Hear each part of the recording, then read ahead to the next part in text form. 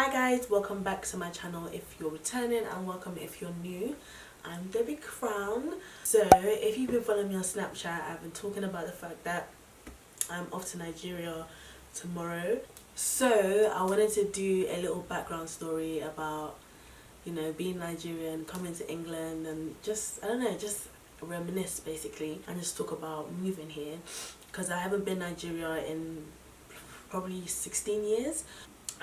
But yeah, so I thought let's go back to the beginning and just talk about moving here. And I also want to know you guys' story as well of moving to like England or America, or if you've like migrated somewhere else. I want to know your story, so comment down below, or if you've got a YouTube channel, I would like you to film this video as well. Where do I begin? Okay, so let me just tell you guys that moving here, like to live here forever, was not planned. Like in Nigeria we had a pretty good life. Obviously my mum and dad split up, so we lived with my mum, and yeah, we had a good life. We went to really good schools. We even went to boarding school. My mum at the time, she was a banker, which was a really good job back in those days. I don't know if it's still a good job now in Nigeria, but being a banker back in those days was a really good job. So she did like banking and finance at uni, and then she worked her way up at EcoBank. I don't know if EcoBank still exists in Nigeria, but I remember like even like some kids in my class I remember in Nigeria, their parents as well worked for EcoBank. So it was just like, I don't know, it was just, we were part of the gang. I remember one random day, like we were playing outside with our friends, and then my mom called us inside. I'm sure my brothers won't remember this, but I have a faint memory of it. And she was like, how the house helps are basically packing our bags because tomorrow we're going to England. I was like, huh? What? At the time I was, how old? I was like 8 years old. We didn't know this at the time, but obviously my mum told us as we grew up.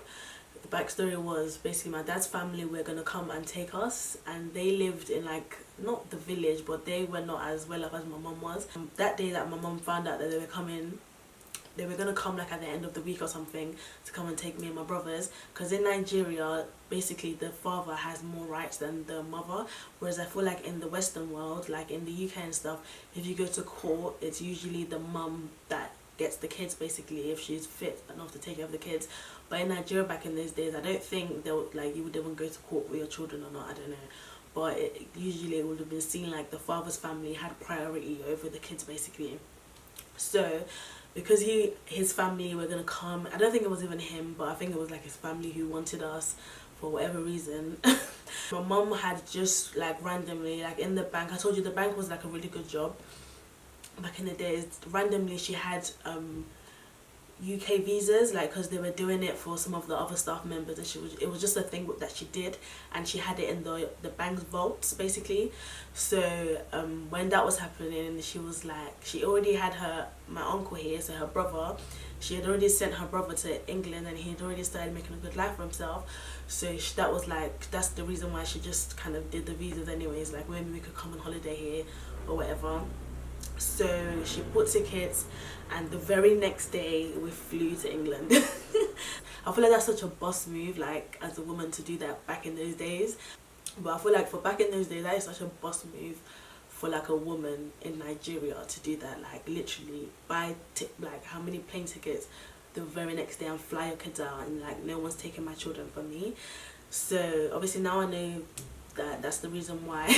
So that happened, and then when we first came here, it was not we weren't supposed to be here forever, so we were just like at our uncle's house. And I remember the very first thing that I thought, I was bougie as hell, mate, because the very first thing that when I came into into his house, I was like, this place is very small, you know, like I just thought, what the hell, like is this what the houses in England look like?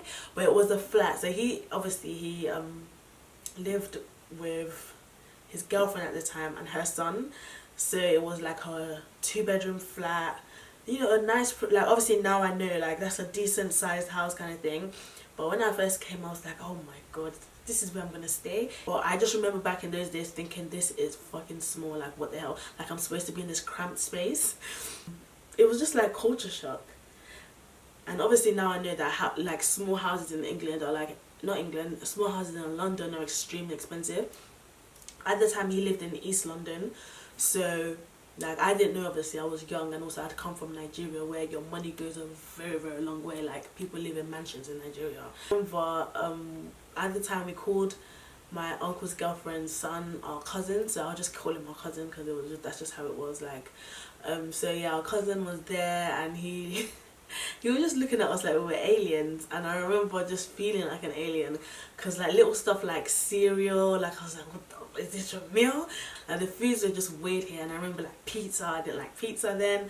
I didn't like any of the food here. I just wanted my Nigerian food.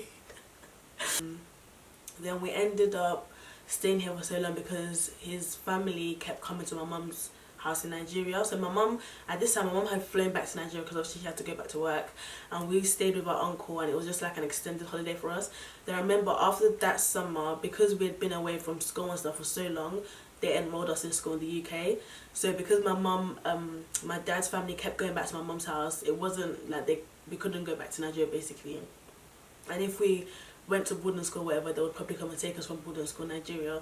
So my mum just said we should stay here for a while. So my uncle enrolled us in school. I should remember my first primary school here. By the way, like I've been to like 10 to 12 schools in my whole entire life, so we've moved around a lot kind of thing.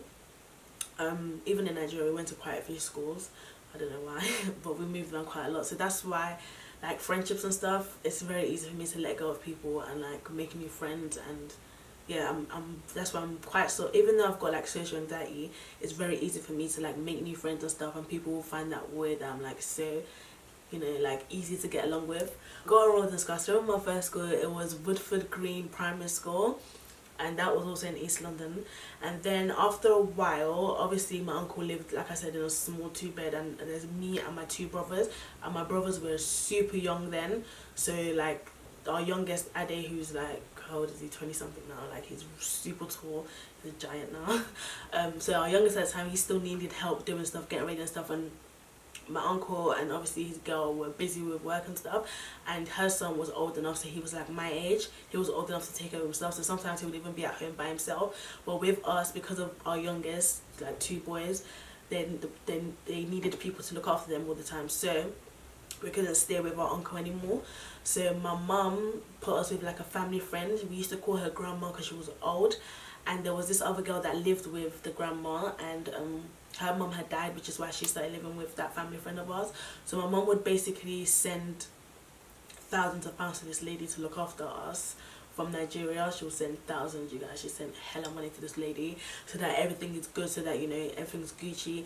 And I remember my mum would come to England to visit very regularly. Because we'd been to boarding school, it was not a new thing for us to be apart, and because she would always be working as well because she had to get money in. There was always, like, in Nigeria we had like the house helps to look after us and whatever. So here we had this lady, and then this time we moved to another area, which was Lewisham. So we went to another primary school, which was here, the Green Primary School. If you went to any of these schools, I know I'm telling you guys these schools, but if you went to any of these schools, comment down below. So yeah, I went to hit the Green Primary School, and I remember just sitting in class and being so bored. Because, and if you're like an international student from somewhere in Africa, then you know the feeling. I was so bored because I was way ahead of everyone in the class.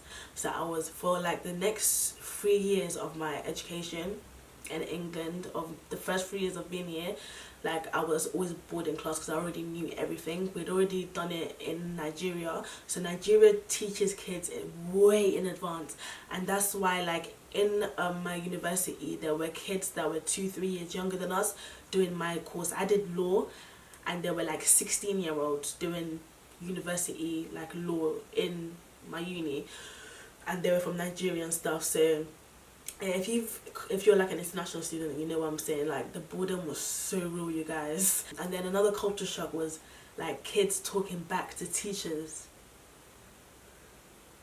I was like, what? I was so surprised. Like kids would be giving it the lip and stuff to teachers, like being rude to adults. Like what? That was like culture shock for me, that kids actually could be rude to teachers and stuff. And I was just like, wow, this country is effed up. Obviously my mum will come and visit, and you know, if your kids are living with someone else, you always pull them aside.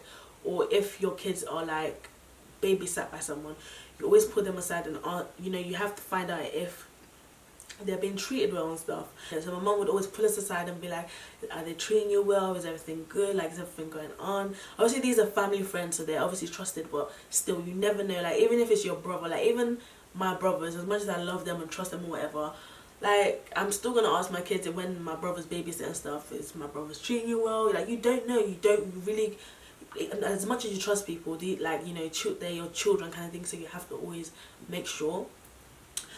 So yeah, so she would always put us aside. I remember the first few times that she would put us aside, I would always lie that everything's fine. You know, when you're not living with your mum, so you're not getting treated, not even that they're treating you bad, but you're just used to I was used to a certain treatment, and I feel like we were definitely spoiled. Like, I'm gonna hold up my hands. My uncle used to say it, and I used to think this guy does not know what he's talking about. But obviously, looking back now, that we were spoiled, and I feel like it's whenever you have a single parent, they do spoil their children, because it's like they don't want them to miss out on what it is that they're missing out on, which is the other parent. Obviously, I would say everything was fine, and then I remember, like, even after the first few times, then the treatment that they were treating us got worse, and the woman had older children, so maybe they were like somewhere like in their late 20s, and the rest were like in their early 30s. She had like 4 or 5 children. I remember they were definitely evil. I remember one of, like, her daughter, she had one daughter and the rest of them were sons. Her daughter would literally make me and the other girl who lived with her, like, every time give her foot rubs and stuff, like some flipping child labor. And I remember they would hit us. I remember one time we did, like, one of the girl, she found £50 and she never gave it to the woman we were staying at, or she never told any of the adults basically.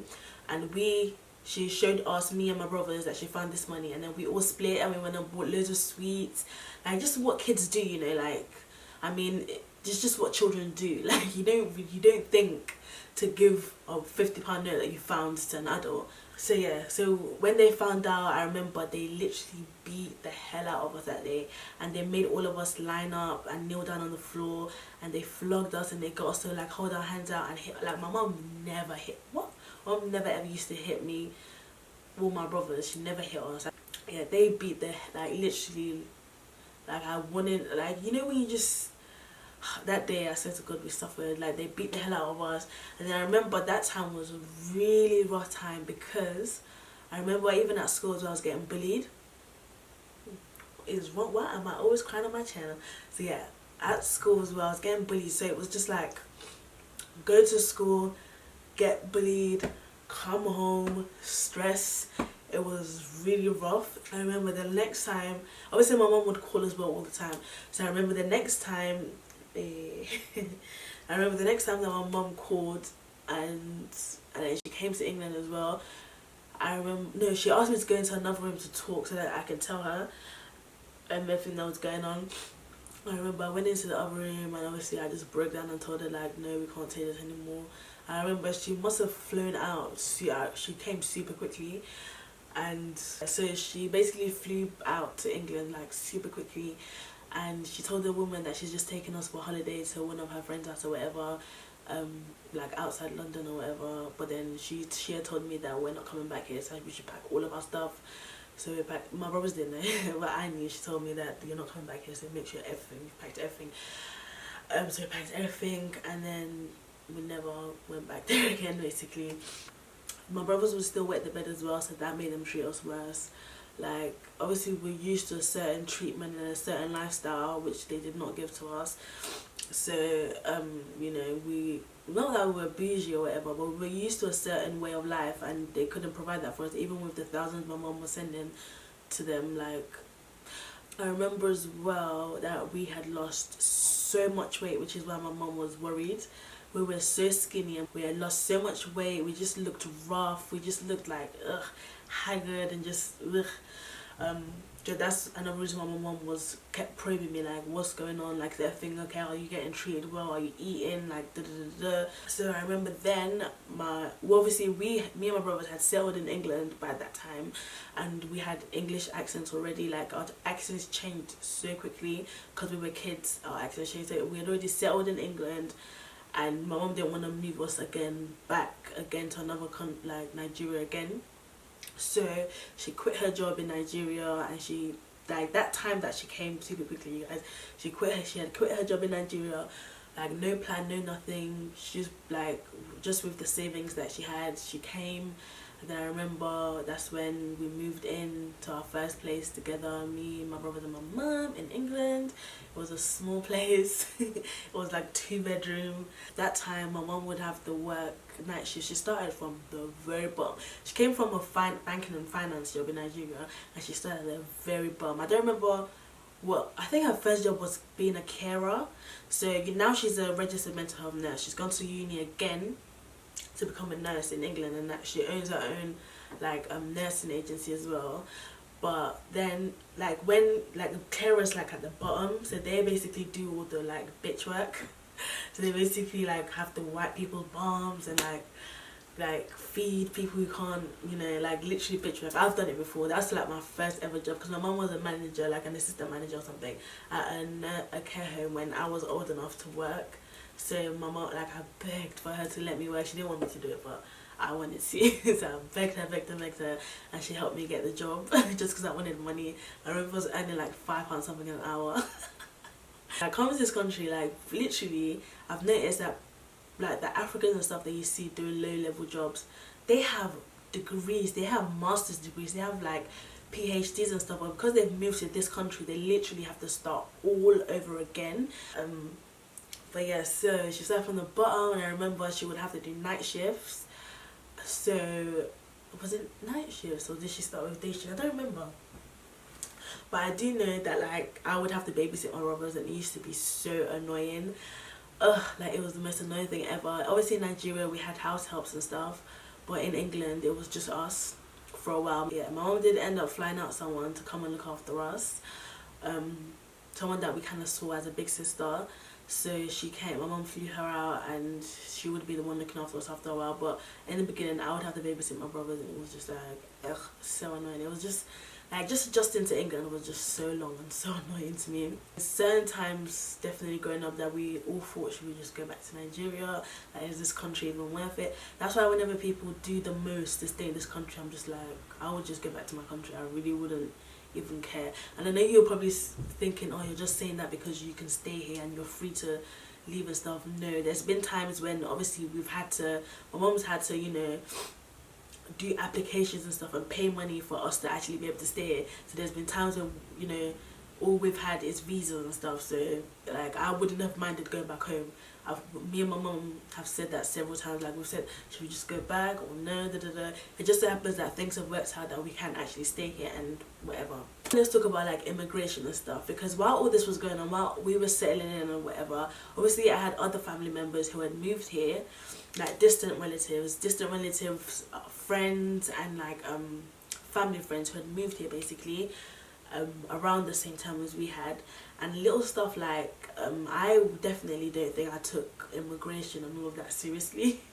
Me and my brothers didn't. I feel like because we were so young, and also because we had our mum to do everything for us. Some of our family and some of our friends, literally like kind of the same age as us, they had to do everything by themselves. They, like, their parents, you know how my mum flew out to come and take us away from the people that we're staying at? Some of my friends and family, they had to stay, Nigerian or Ghanaian or whatever, you know, like whenever some people send their kids to like this country, they end up staying with family, like family friends and stuff, who don't necessarily treat them well, who promise heaven and earth that they're going to help them sort out their stays, they're going to help them sort out their passports and whatever, and they don't help them. So like if you're by yourself, like obviously my friends and family that I know, they never even knew the laws and stuff, because, and also they trusted the people that they were staying with as well.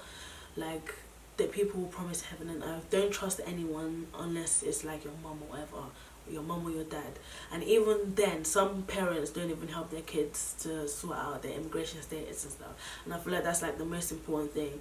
Don't focus on other stuff when you don't even have the freedom to do basic stuff that you should be able to do, like have bank account, have a phone contract, flipping, I don't know, like go to university and stuff. All those stuff are important. Like the RLT girl said, she really wanted to go to university and she couldn't because of her immigration status. But I just feel like obviously if she had planned a little bit better, she would have been able to. But family and friends that I know, like, they got effed over big time, because people would promise them heaven and earth. Oh, we're gonna help you, and we're gonna help you do everything. We're gonna, you know, help you get your stay. We're gonna do this. We're gonna do that. Just you know, like using them, and just stringing them along. If your parents, because I know some parents aren't, not all parents are like my mom basically. So if your parents aren't, you know, doing what they need to do, then it's up to you. Even if you're young, even if you're 15, 16, unfortunately, that's what you've got to think of. Or go back home. Like, I don't see, like, I know for a fact that Nigeria, everyone always tries to act like it's a bad country, but it really isn't that deep. But yeah, so that's the immigration side. Like, if you're by yourself, even if you're not by yourself, I feel like you need to be probing your parents. Like, you need to be like telling your parents, like, Mum, what's the plan? What are we gonna do? Should I start? So if you're old enough to work, start trying to work and, you know, do what you've got to do to get where you want to go. Because obviously, you guys know, in this country we have student finance. That's something that we don't have back home. That you can obviously go to university here. It's not for free, obviously, but it's not even noticeable either. Because even after uni, how much do they really take out of your paycheck every month? What, 30, 40, 50 pounds? That's nothing. And that for what you get, like an education, a degree, do you know what I mean? So yeah, that's the immigration side. I just wanted to touch on that, because I know people don't really want to think about it, but it's important and you have to. It's just going to be so crazy going back to Nigeria after 16 odd years. So it's just going to be strange going back to Nigeria when the last time I left Nigeria, I never in a million years knew that would be the last time until now that I would be in Nigeria.